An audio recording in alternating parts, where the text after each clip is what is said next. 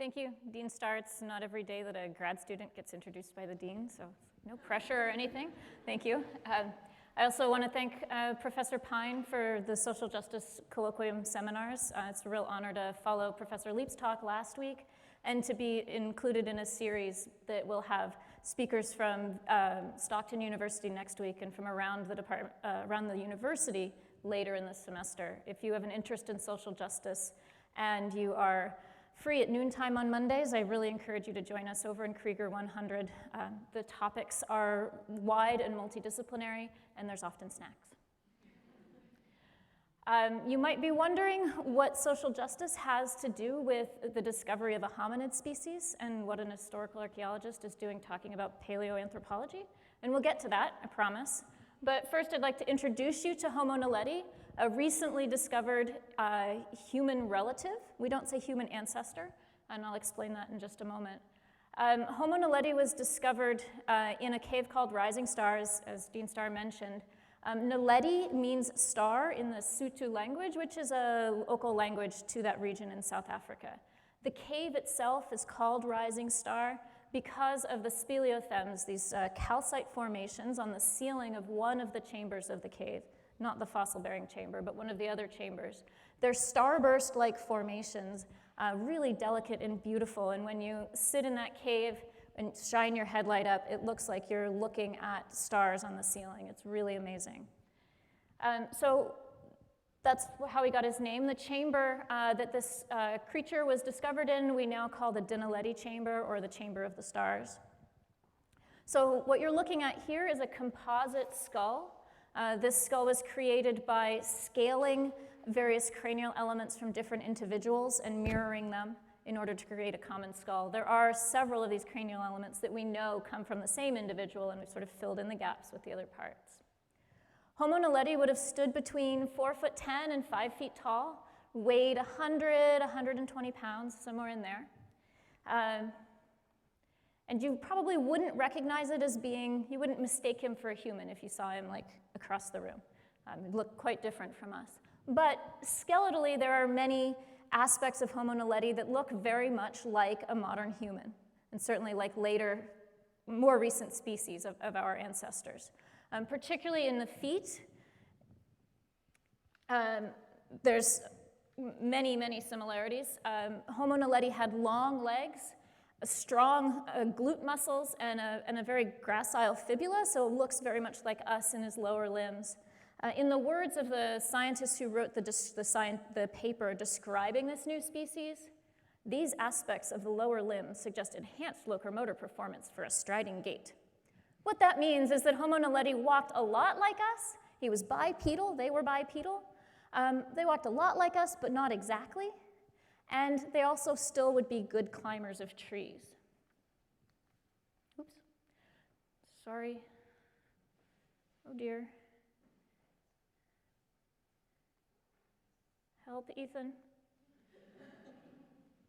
There we go. Okay. So Homo naledi's hands also look quite a bit like ours, particularly in the bones of the wrist. Homo naledi fingers, though, are longer and significantly curved compared to ours. What this means is that Homo naledi would be a good climber because of these curved fingers, but they would also be capable of tool use. And one of my favorite finds in all of the Dinaledi chamber, of everything we recovered, if I'm allowed to have a favorite, was a partially articulated hand. And this is a picture of it right here. This hand is missing only one bone, and that's the pisiform, which is a small bone in the wrist. Everything else, all the other elements of this hand were recovered. And this is a really rare find. It's rare in paleoanthropology. It's not unheard of. We have articulated hands from Neanderthals and from Australopithecus sediba, and also from Ardipithecus ramidus. But they're pretty rare. They're also even rare in historic contexts. If you think of a modern burial where you lay a body with the hands folded, as the body decomposes, those 27 bones in your hand get scattered along the ground surface. So to find such a delicate skeletal element in partial articulation is pretty amazing and is pretty special. This hand in case it's hard to see there, it's sort of laying like this. It's a right hand. It's laying like this and kind of giving a thumbs up symbol. And you can see there the matrix, the sediment that this hand is in is not what you normally think of for fossils. Normally we think of fossils being encased in breccia or some other solid rock, and that's not the case in the Naledi chamber. This is an image of the Homo naledi skull inside of a modern human skull to give you a comparison of size. Some of the senior scientists on this project have described Naledi as a pinhead because he has such a small head. The cranial capacity is around 460 or 560 cc's. That's about the size of an orange, pretty small. You can hold these skulls in your hand, and in a little while I'll show a video of the composite skull being printed, and at the end these giant human hands come in and pick this thing up. Gives you a sense of the size. So there are some things between the Homo naledi and other hominid species that separate Naledi apart. For example, in the skull, he has a distinct brow ridge. The way that the muscles, the chewing muscles, attach to the skull on Naledi, and also the fact that he has a gracile, a sort of thin, delicate jaw, all make Naledi more like us than like other genus of hominids, like Australopiths. So there are a lot of things that combined make Homo naledi more like us than like some other creatures. Still quite different from us, though. So Homo naledi is a combination of primitive and derived features, and also some pretty unique ones. It's been said that parts of Homo naledi that interact with the environment, the hands, the feet, the teeth, and the jaws, all of those look very much like the genus Homo. And then the core of Naledi, the shoulder and the torso, for example, look much more primitive, more like an Australopith. So Naledi is something of a conundrum, and it would be much more of a mystery if we didn't have so many of them to look at. There we go. That's just a partial view of the assemblage. We don't know yet when Homo naledi lived. Dating fossils in southern Africa is really difficult to start with because of all kinds of complicated geology things. It's an entirely different specialty from what I do. And the conditions in this cave are quite unique and quite different from even caves that are a kilometer away from Rising Star. So we're still trying to figure that out. That work is ongoing. There's a team of researchers that are actively pursuing this dating issue. Since we don't know how old the Homo naledi are, we don't know exactly where they fit into the human family tree. And paleoanthropologists have long since established that our human evolution is neither linear nor tidy. It's much more like a bush than even the tree that we think of now, and certainly than the linear image of human evolution that we see on t-shirts and on bumper stickers and things like that. So Homo naledi, with their mosaic of features, may complicate that picture even further, depending on if the date turns out to be older than 2 million years, or less than 1 million years, or anywhere in between. Once we have a date, we might have a better sense of where they fit into our broader family. So Naledi was found, as I said, in the Rising Star Cave in the Cradle of Humankind near Johannesburg, South Africa. Getting a little anxious with the remote here.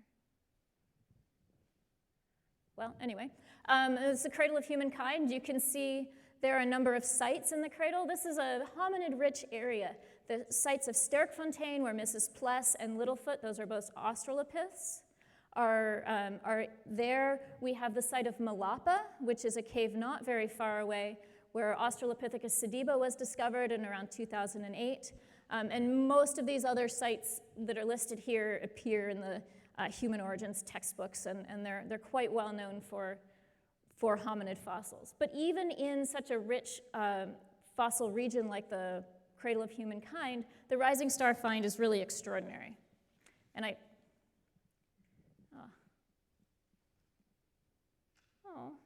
there we go. I may be a little biased, of course, because I've worked on it, but check out the numbers.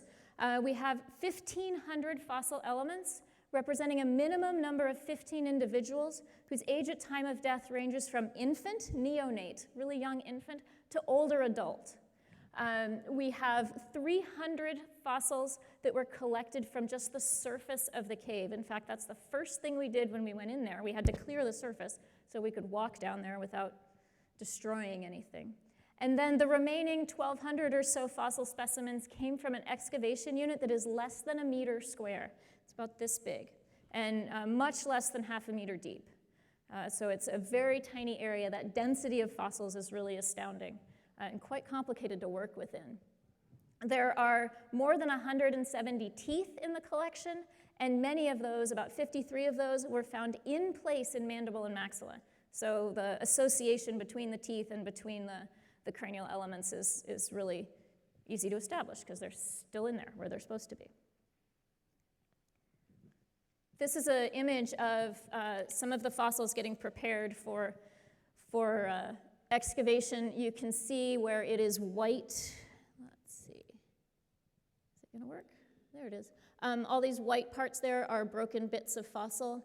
There's a long bone right here, another one right here. This piece right here ended up causing lots of consternation in the excavation. It was in the way for everything. So this is these fossils getting ready to be excavated. We photograph, we scan, we record several times over. Give you a sense of what they look like. All right. This is a cartoon of the cave, courtesy of one of the geologists who's been working on the project. This isn't to scale, and the layout of the bones that you see there on the bottom is for illustrative purposes. It doesn't mean that's where we found each bit. But you can see here on the, I'll figure it out, I promise. Well, you can see over here on this side the 12-meter shaft that is the only known entrance to this chamber.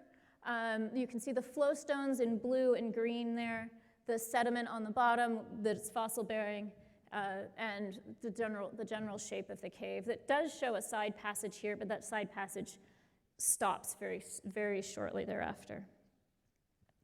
So the Rising Star Cave is extraordinary for the sheer number of fossils, but it's also interesting for what is absent. Apart from Homo naledi, we have found a total of 6 bird bones and several parts of a rodent, and that's it. Everything else that's been found in this chamber has been Homo naledi. There are plenty of more fossils that are still in there waiting to be excavated, so it's possible that that'll change, but it doesn't seem likely at this point. So how these fossils got into this chamber is a question that remains. We don't yet know. We have some hypotheses, and it's a significant question. As the various possibilities, sinkhole, predation, washing in from another chamber, as those different possibilities were ruled out through geologic and taphonomic analyses and some other studies of the cave and the cave system, the last option standing was that Homo naledi bodies were deliberately deposited in this chamber. And I'd like you to please notice that neither I nor anyone else involved in the project is using the word burial in the colloquial sense. We have said ritualized behavior, but we mean that in the sense of repeated behavior, of a habit, as opposed to anything that has religious or spiritual connotations. We don't have any evidence of, we don't have artifacts, and we don't have any other evidence that we would expect to associate with a burial in the way that we commonly think of it. So we can't make those interpretations yet, if that's even a possibility. And as this diagram points out, the Dinaledi chamber is in the dark zone. When you turn off the light and you're sitting in this fossil chamber, and we did turn off the light, dark is not the right word. There is no visible light. Your eyes will not adjust to the light unless you give them a couple million years to adapt. So it's dark in there, and how these fossils got so far, how these creatures got so far back into this cave in this dark zone, that raises a whole host of other questions. The answers to which raise even more questions about who we are and how we got to be here in this place. So that work is ongoing. We'll see what happens. This is science. There's lots more to learn. So how did we find these guys anyway? there's some more Homo naledi for you.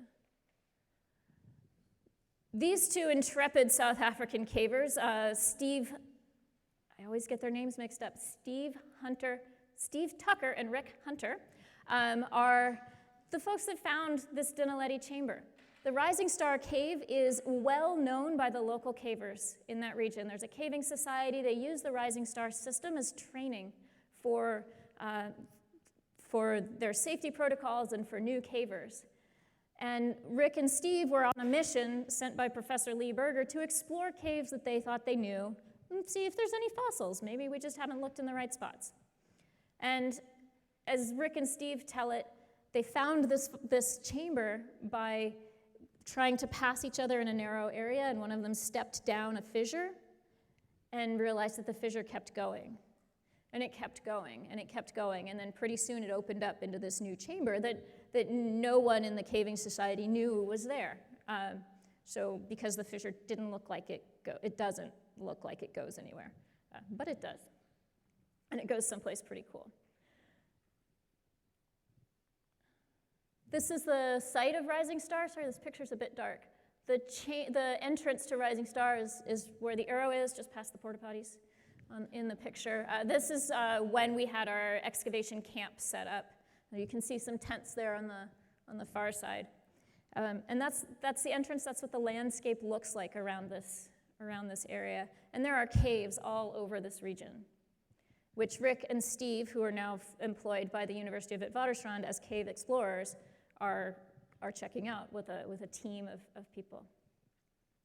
So this fissure, or chute as it's come to be called, is a mere 18 centimeters wide at its narrowest point, and it's 12 meters long.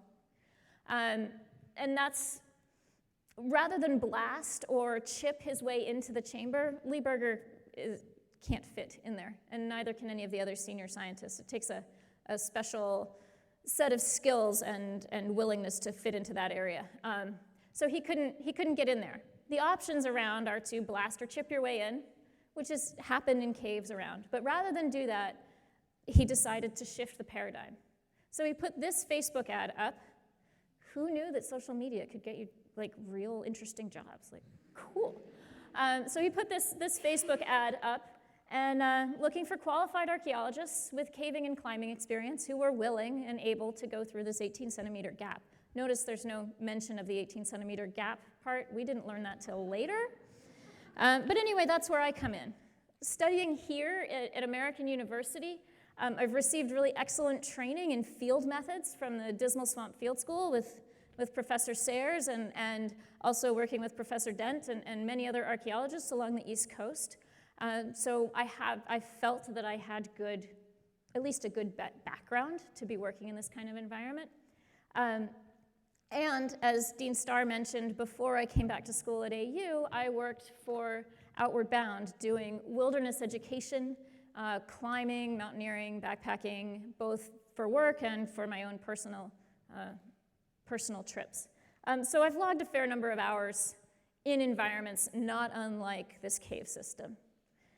So when I saw that ad, I have to say I sent my CV and my cover letter off like it was the fastest cover letter I've ever written. And you know, somebody was asking for people to go into a cave and do archaeology. Like, okay, sure.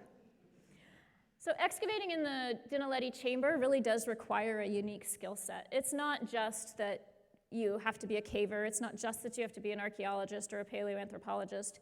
It's also that you have to be able to deal with the environment, deal with the eyes of senior scientists watching your every move through video cameras, and also deal with things when they go wrong, because there's a lot that goes wrong in a cave when you bring technology into an environment that it's not built for.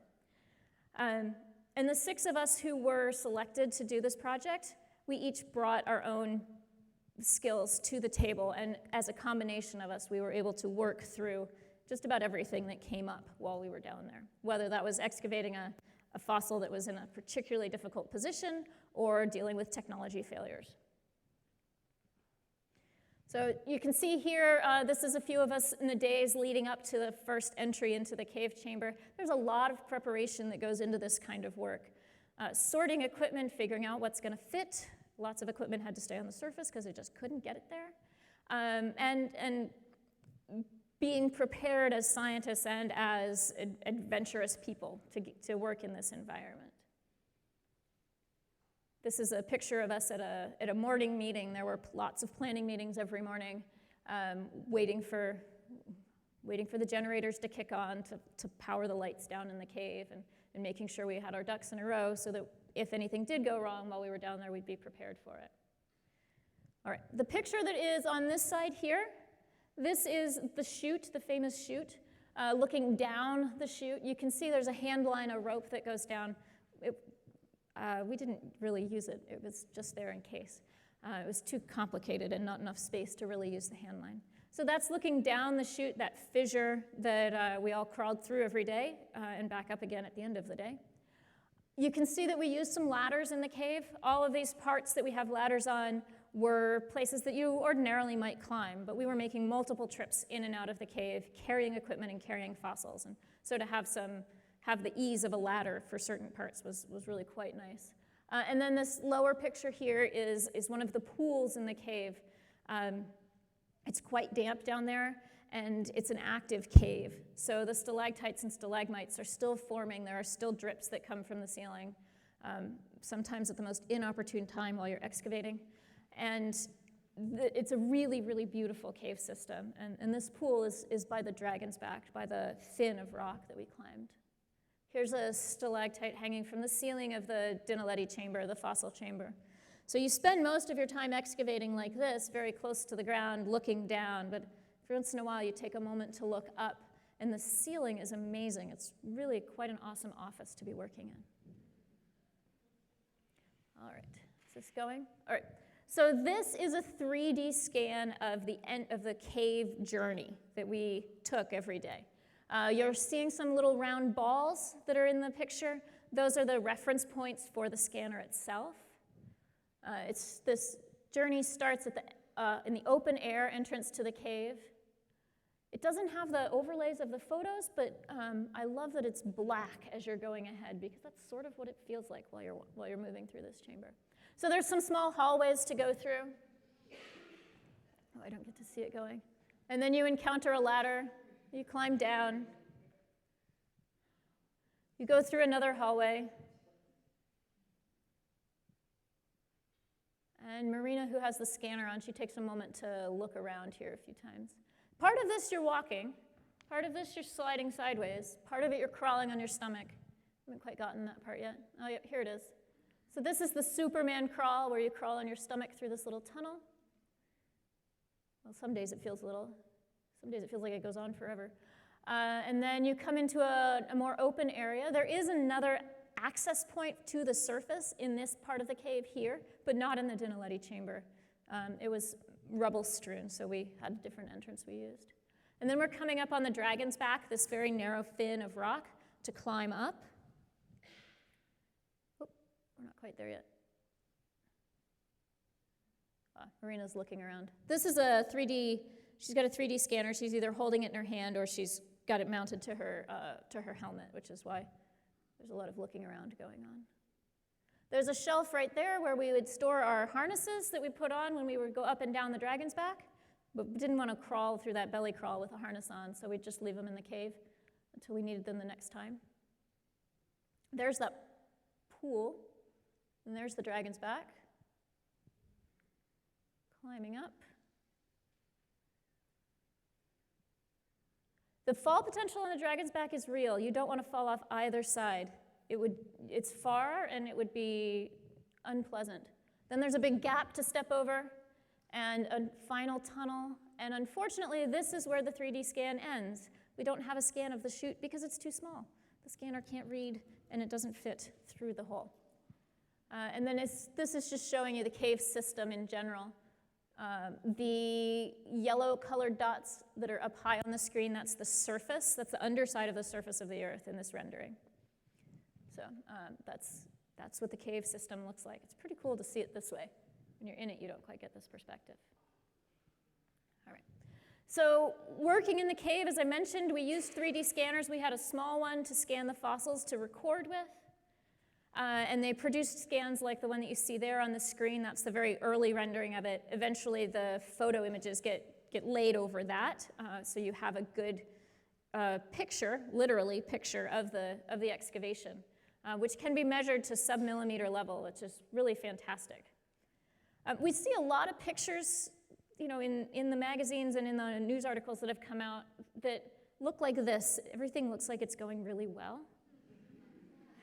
And in fact, it did often. Here's an image from the monitors on the surface of some folks excavating with toothpicks, which is how we did the excavation.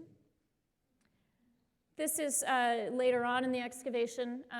You can see the number of cables and all the equipment scattered around. It's a really small space. There's not much place to put things. So while it often looks like it's going well, it sometimes looks like this. You're like, I don't know where this cable goes. Why did all the lights go out?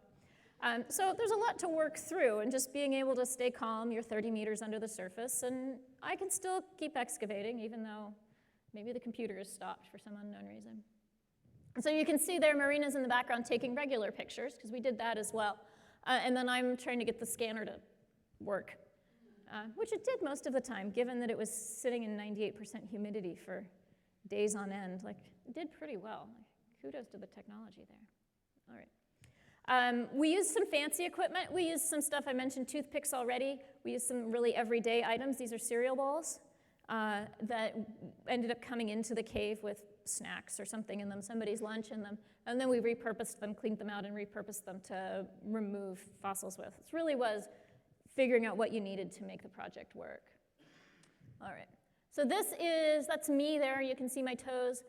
This is just us doing some of the excavation. You can see we're using paintbrushes and plastic spoons. And it gives you a little bit of a sense of the size of the excavation unit. I'm reaching most of the way across the excavation unit there. It's really quite small, and you can see the depth of it. It's really not very deep at all. So, all right.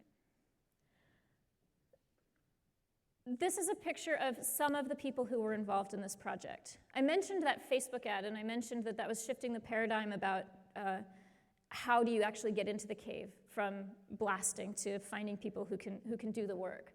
The people you're seeing here are the 6 of us in blue who were the excavators. We're all trained archaeologists and with different specialties from paleoanthropology to forensic archaeology and things like that. You're also seeing Lee Berger there in the center. He's the principal investigator of the project. You're seeing some of the local cavers, Rick and Steve, and other members of the Caving Society.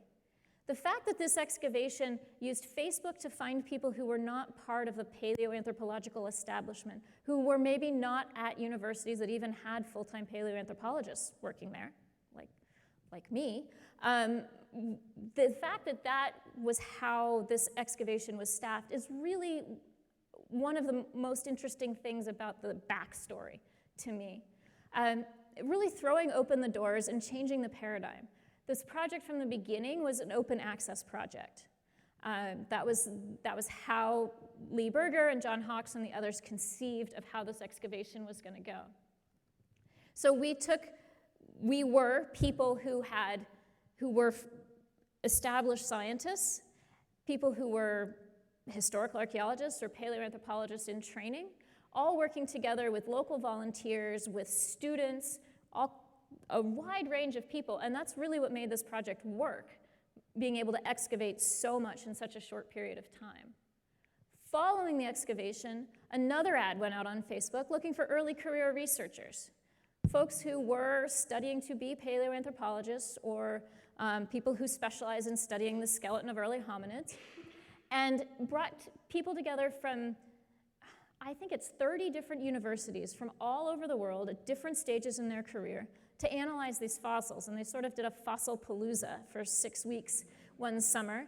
And instead of the analysis of these fossils taking 3, 5, 7 years, it happened in 6 weeks because all kinds of people got in the same room together. They divided up the work, and that's what they did for 6 weeks, was analyze fossils. And that is also a pretty remarkable thing in paleoanthropology.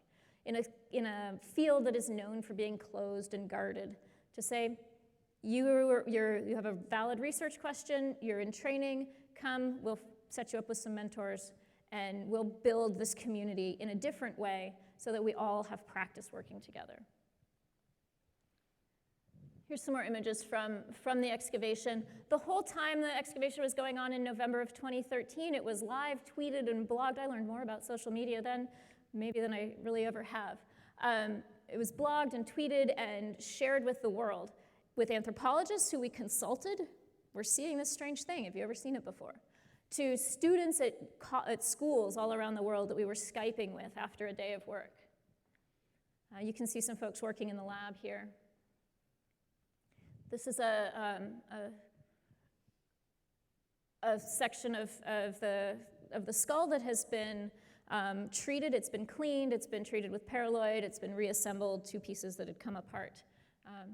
And these are pictures that were going out really early in the excavation, out to the world to share the information. Oh, I'm sorry, it doesn't show up so well. What you're seeing here are 3D scans, including that same Calvaria there, that have since been published online. When the when the articles were published 10 days ago, 15 days ago, 3D scans of all the fossils also went up online, open access for anybody to download. You can see them there. It's on a site called Morphosource. Here it is. And here is the composite skull I showed you at the beginning being 3D printed. And we have some fossils that are getting passed around right now. These were printed at the AU library. Many thanks to the lab the assistant there that quick rushed some fossils last night when we had a problem. So they're passing these fossils around. These here are casts and models of other species. I would not dare pass these around because they're expensive. Plaster casts are hard to come by, and they're very, very pricey. So these are things that students see sitting on a table where they can come and look at them, or in a case in the lab, as opposed to those fossils out there which are easily made, which are not very expensive, and which put the ability to interact with hominid fossils into the hands of really anyone who's interested. And shifting that paradigm, changing the power structure there, and changing who has access to this information, I think is really important and quite exciting about the open access model and about Rising Star. Here we go. We can see how small this skull is when these giant hands reach in and pick it up. There's the 3D scanner. There's those fossils that are going around right now. Somebody must have the mandible. Who's got the mandible? There we go. That piece that you're holding right there is this piece right here. That's a scan and a print of this same mandible right there. Yeah, well, that's what it looks like in real life in the lab. And I've been speaking a lot with getting ready to go talk to elementary schools and high schools about this project. And the fact that those teachers can print out fossils and show their students, that changes who has access and who has the ability and the thought that they could do paleoanthropology or could do this kind of science. And to me, that's really important. There's a maxilla kicking around as well. Where's that maxilla? There it is. So that maxilla and the mandible that's back there are from the same individual. And I was telling Jeannie on the way over that this was one of the funnest moments in the lab. We stopped into the lab with Peter Schmid, who's the man that takes care of processing these fossils and treating them. And we mentioned that we were talking and joking in the cave that I wonder if that mandible and that maxilla go together. And he hadn't gotten that far along in the lab work, and he picked the two up and put them together and got this big grin on his face. And it's so fun as a young scientist to see the elders in the field getting so excited about fossils and being willing to share that with people. And they're not jaded about their job. This is fun, and we can tell the world that science can be fun. All right, as I mentioned, these fossils are available for download by anyone. This was this morning. John Hawks noticed that there have been 11,000 views and 3,300 downloads from this Morphosource site. And I've been following it on Twitter, and there have been people all over the world that have been printing these fossils out to use in their classrooms. One person was joking about printing them in glow-in-the-dark plastic and then turning off the lights for the students to study them. It's not just the 3D scans of the fossils that have been published open access, it's also the academic articles. And that is a big change in paleoanthropology, and that changes who, again, has access to them. If you publish in a not open access, there's a paywall. So that high school science teacher that wants to teach human origins and wants to incorporate this project, he's limited potentially to The Guardian and to the New York Times for his information. Now, publishing open access, we can all download that article and all have access to the data. It also changes the conversation amongst the scientists. There's been a lot of conversation about scientists saying, I'm not sure this is exactly what you're looking at. Your interpretation is right. Well, here's the data. Have a look. Let's have an academic, collegial discussion and learn from each other as we analyze this data. All right, just a few more images of being in the cave. This was passing the skull down. We got everyone we could lined up on the dragon's back so the skull didn't take a dive. You can see we're roped in. That was pretty exciting. This is one of the monitors on the surface showing different stages of the cave. As I mentioned, we were being watched every move we made, which was kind of fun. You'd get the intercom would come on and somebody'd say, move the camera that way, I want to see what you're looking at. This is the excavation area at the end of our 2013 excavations before we went back in 2014. You can see a few fossils. Let's see if this will work. There it is. You can see some fossils standing up right here. That caused a lot of problems for us and a big decision at the end of the excavation.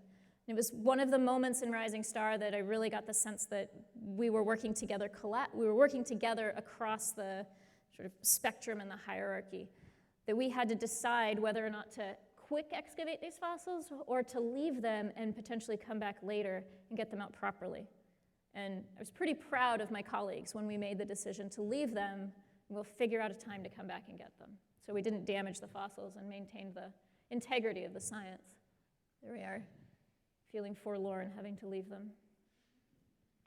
So the open access aspect of this project, as John Hawkes has said in the last couple of days, that not only can we share these fossils and pass these fossils around, but we also give the information a space for people to engage in the process of understanding. These become educational tools, and they're educational tools that are accessible to people regardless of your location, and if you have access to the internet, then you have access to this information.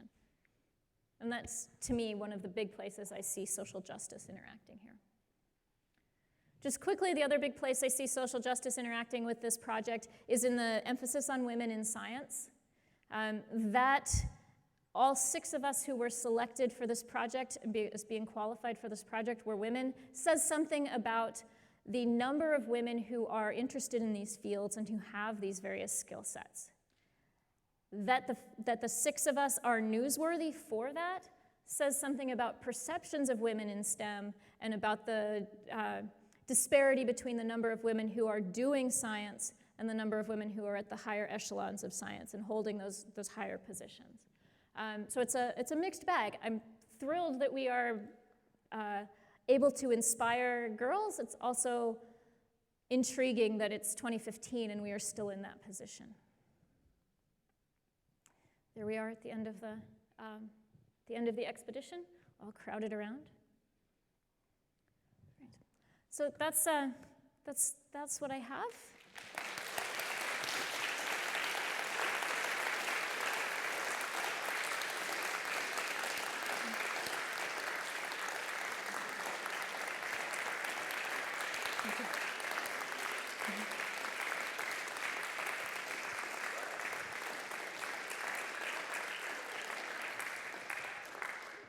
Would like to open up for questions. Yes, sir. Yeah. Hi, Ronald Nunn. Oops, sorry. University Anthropology graduate myself. But I want to ask you, how do they think that the fossils may have gotten into the cave? Would there have been a prior opening that's now not open to the surface that they would have dropped them in? We have previous examples of this in Spain. Sure, yeah. That was the first choice, that there was some sort of catastrophic incident. This was a sinkhole, they fell in, there was another entrance. The naledi chamber is capped by a chert roof, and it's a solid chert roof. So there's no evidence of it having been open directly into that chamber. And that is similar for surrounding the chamber.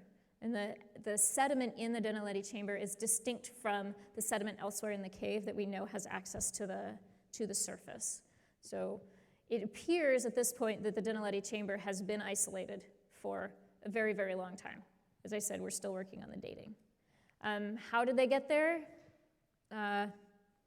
It's quite possible that they came in the same way we did, through the chute. They're small creatures, and the chute appears to have been there for a long time. It's also possible that there was another entrance into that chamber, and we just haven't, that's closed now, that we haven't figured out yet. So, yeah, I think you had a question? Yeah.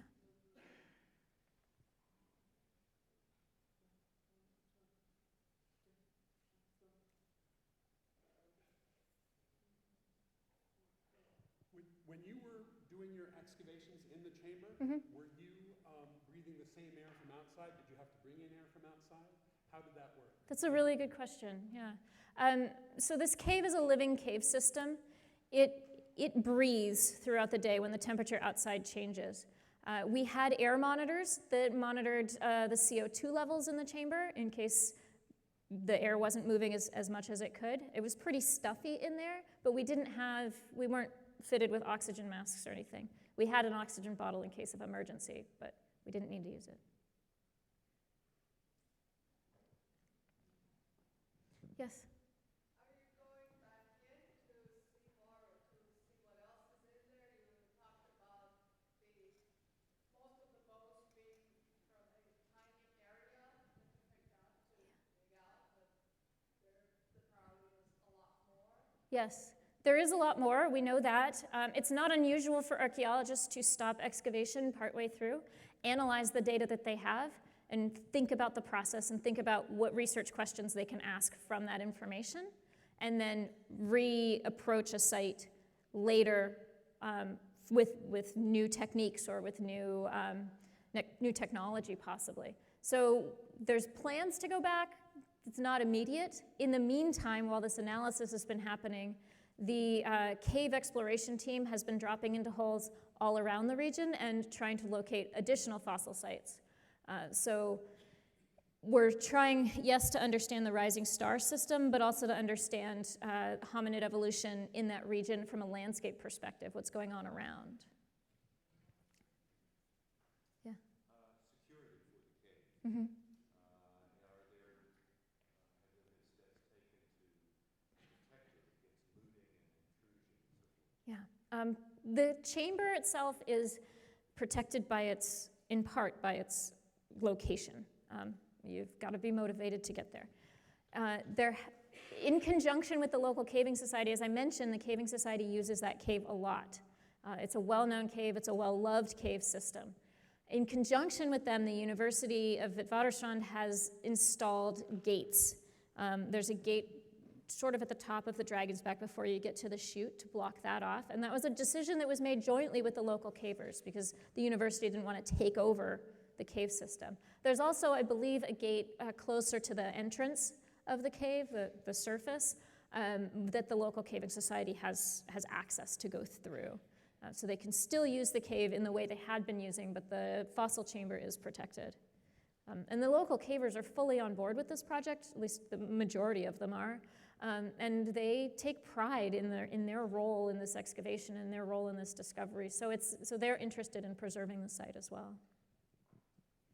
Yes? Tell us about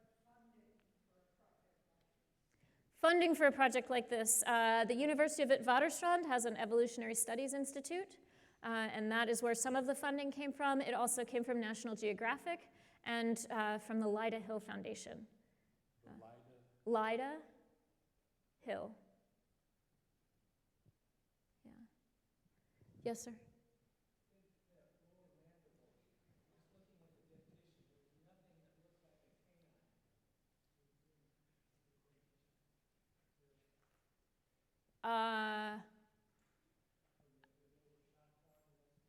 I'm sorry?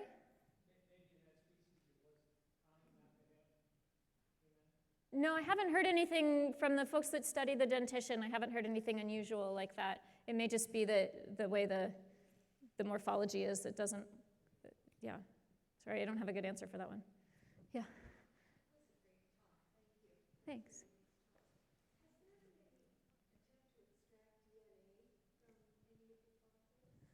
That is a question that has been asked often in the last couple of weeks. There's hope that we will be able to extract DNA. That work hasn't happened yet because that's a destructive process. And the lead scientists on this project decided they wanted to get the species described and put out there before there was any destructive work done on the fossils. It's an ethical issue. It's also a scientific integrity issue. So there's plans to do that, and my understanding is that it's going to happen at multiple labs around the world and then be compared in the end. But that's probably 2 years away, maybe? Hi, yeah. I noticed in the mandible that the teeth are all almost at the same level. Mm-hmm. Can you deduce what they were eating from the mandible? I cannot. Yeah, but it can be done. There will be work done on that. I think that paper is getting published in the next month or so. I haven't seen it yet, though. And another silly question. I noticed from the NOVA film that you were all down there barefoot. Yes. Did you do that because you wanted to feel the surface, or because it was just so hot and humid down there that you needed to be more comfortable? We started off in our boots, and because there were so many fossils on the surface of the chamber, we decided to go barefoot so that it's less clunky, and also so that we could feel them under our feet if we had missed some as we were collecting them. As a bonus, it's much more comfortable to be in the cave and to be kneeling down and squatting down when you don't have big boots on. So it worked out well for us. Yes? Hi. It's just extraordinary. But I'm just fascinated with the speed of the sharing Mm-hmm. that you've been able to do. Are you concerned about any of that? I mean, it's science at a lightning rate in the sharing and so on. Are there any concerns you have about the speed? And do you feel like the process is under control? Yeah, I do. I think that that's part of the open access model. And you know, there are fossil hominid sites that have been known about for 15 years that haven't been published and that no one has access to the data to. And it's maybe because it's just 1 or 2 researchers doing this analysis over a long period of time. This model was different. Throw 50 people in a room, give them some fossils, let them all put their collective brain power on the project, and come up with do the analysis quickly. The number of labor hours that went into that analysis is astounding. They were working really long days doing that. So it may be that if you laid it all out of a normal workday, it would take a couple of years. We've just condensed the process. And I think it's important to get this information out. We can say we've discovered something, but unless you can back it up with the evidence, then it doesn't work for science that well. So I think it's important that these articles have been published quickly. 2 years is pretty fast, even for any kind of academic publishing. It's pretty fast. Yes. You mentioned that you were preserving some of the bone as it came out of the ground, and I'm wondering how hard it was, how fossilized it was. Is there variation in the degree of fossilization of the bone? Is some of it soft? Yeah, there is variation amongst it, and some of that had to do with where it was found in the stratigraphy. So yes, some of it was really, really like chalky and very friable, and others were much more solid. You pick it up and you're like, this is a fossil. And other things you pick up and you're like, ah. So yeah, there's some variation. Yeah, and Peter Schmidt and the other folks that were doing that preservation did remarkable work cleaning these things so delicately and then treating them in the paraloid so that they did become more solid. Yes?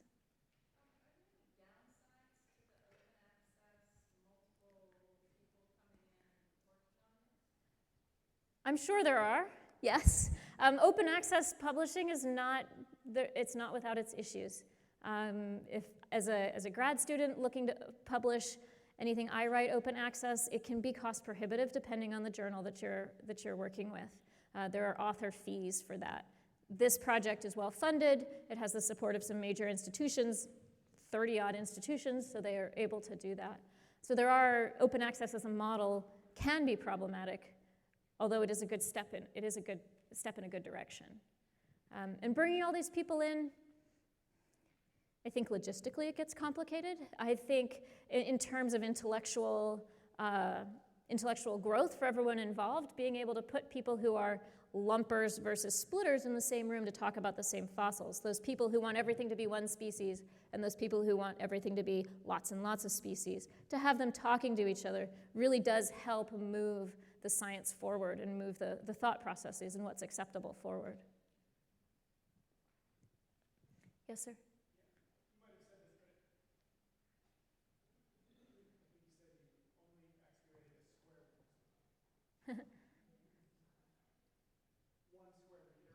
Uh-huh. There were obviously litter of bones everywhere. So do you have a guess of what is the size of the area that could be excavated? You don't know for sure.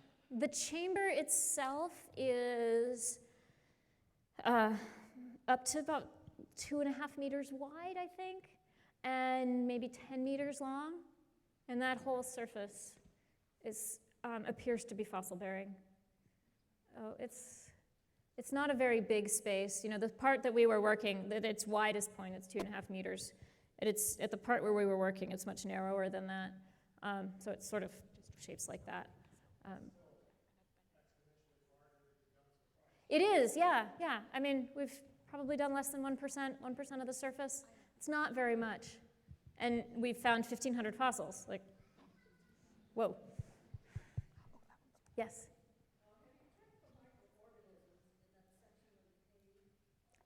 Microorganisms in the sediment and so forth. Yep.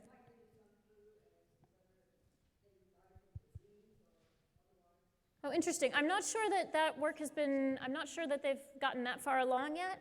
The taphonomic analysis did look at taphonomic, the studying what happens to the bones after they're done being used as bones, after they're dead.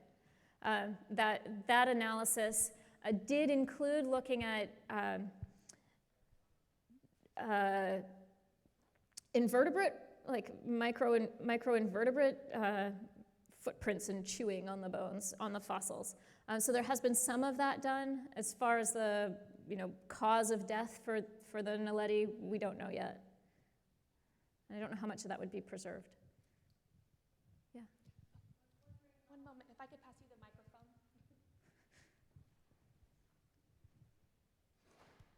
I was wondering how long it would take you to get from the surface to the chamber, and then what sort of time periods you could work down there. Yeah. When we first started, it was taking about 45 minutes to get from the surface into the fossil chamber. As we learned the route and developed the muscle memory and figured out where the good handholds were and which has to go through the chute first, your feet or your hips or your shoulders, as we figured all of that out, got it down to 20 or 25 minutes for the commute. And then we started working 2-hour shifts, but that journey in and out of the cave was just, you do that 3 times in a day and you're pretty exhausted. So we built up, I think we worked 6-hour shifts, 4 to 6-hour shifts mostly in the cave, depending on each individual's stamina. We were rotating through.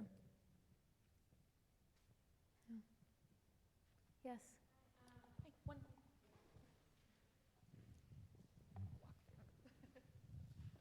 Thank you. I was wondering, how have the conditions of the cave affected the preservation of the bones, and has that complicated the dating process at all? Yes.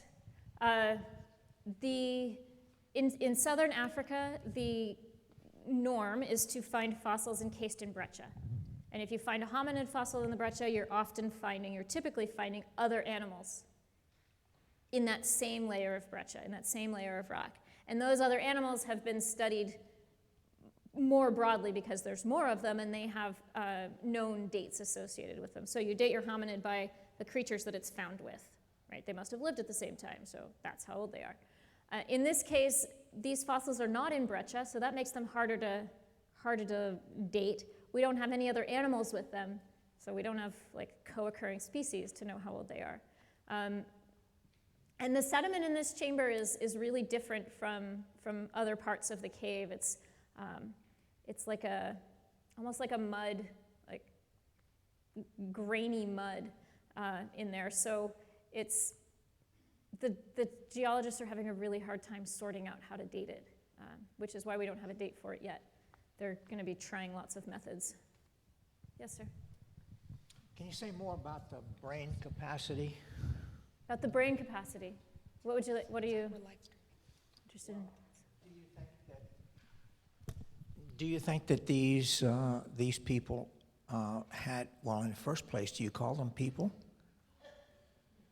It depends on how you define human, which Okay. I think is part of the question. So the Homo naledi, is there speculation that they, for example, would have the capacity for artistic expression?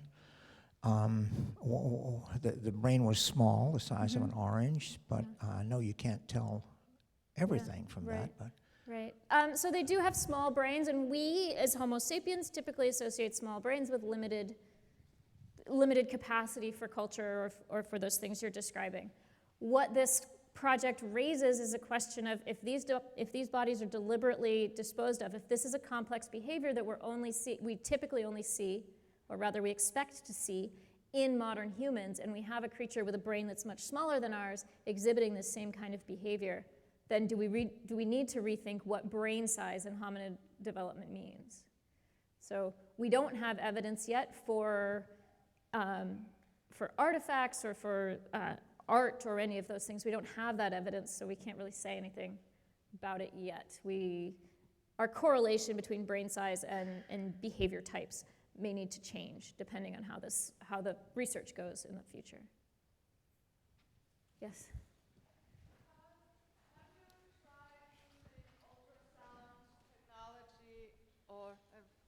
Have you thought of using ultrasound technology or other earth-penetrating radar kind of technology to try to scan underneath the surface to see how far down the fossils go and what else is around there, both in the naledi cave and the other areas? And the second question relating to brain size. Any thought has been given or any evidence from other hominids or other species that humans only use a small portion of their own brain? So shifting the paradigm, has any consideration been given that maybe they used a larger capacity of their brain or something along that's a whole nother specialty that I don't know enough about to say anything on. I don't know that. For using other technology in the cave, we did talk about using ground-penetrating radar. We talked about that. We talked about some other geophysics methods. And the big problem we ran into was getting that equipment into the chamber. The equipment's too big to fit through that chute. So we have put sondages, like a test pit down in to see how far the sediment goes down and to see if it's fossil bearing all the way down. But as far as some of that geophysical technology, somebody needs to invent smaller versions of it, which is a good offshoot of this. So I think we're running out of time. I know there's an event here after. So thank you very much.